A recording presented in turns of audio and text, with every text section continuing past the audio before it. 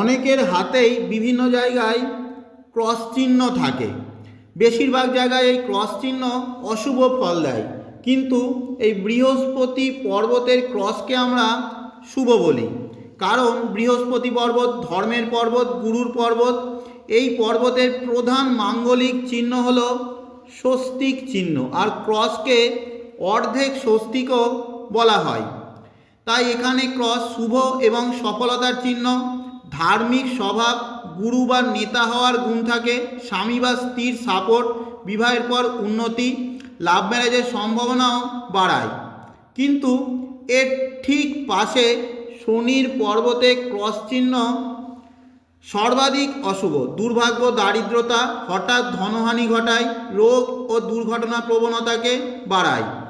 রবি পর্বতে ক্রস চিহ্ন অনেক পরিশ্রমের পরও অসফল করে। সুনাম, কাজের ক্রেডিট এরা পায় না, বিনা কারণে বদনাম এবং অপমানিত হতে পারে।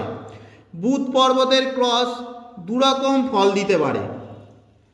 খারাপ নিচু বুধ পর্বত, সেখানে কোনো রকম ক্রস চিহ্ন থাকলে ধূর্ত, চালাক, চুরি ও মিথ্যা কথা বলার প্রবণতা তৈরি করে। কিন্তু উচ্চ ডেভেলপ বুধ পর্বত, সেখানে ক্রস চিহ্ন থাকলে ব্যবসায় ক্ষতি, লসকে বোঝায়।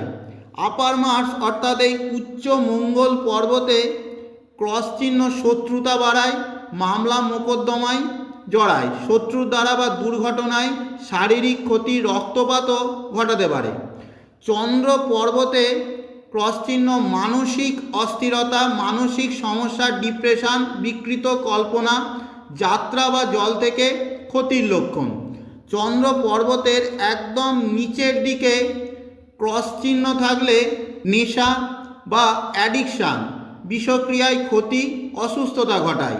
শুক্র পর্বতে ক্রস চিহ্ন প্রেমে অসাফল্য, অন্যের কাছ থেকে ভালোবাসা পায় না, তাই ফ্রাস্ট্রেশন। নিম্ন মঙ্গল পর্বত, যাকে অনেকে রাহুর পর্বতও বলেন, এখানে ক্রস চিহ্ন ঝগড়াটে স্বভাব, ভীষণ রাগ জেদ, কিন্তু ভিতর ভিতর ভয়ে থাকে।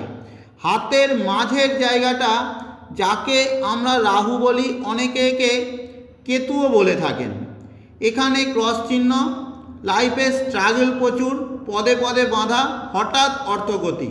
হাতের একদম এই নিচের ত্রিভুজাকার ক্ষেত্র, যাকে আমরা কেতু বলি, এখানে ক্রস চিহ্ন শৈশবকালে কষ্ট, অসুস্থতা, সঠিক গাইডেন্স না পাওয়া, এছাড়াও মানসিক সমস্যাও আনতে পারে।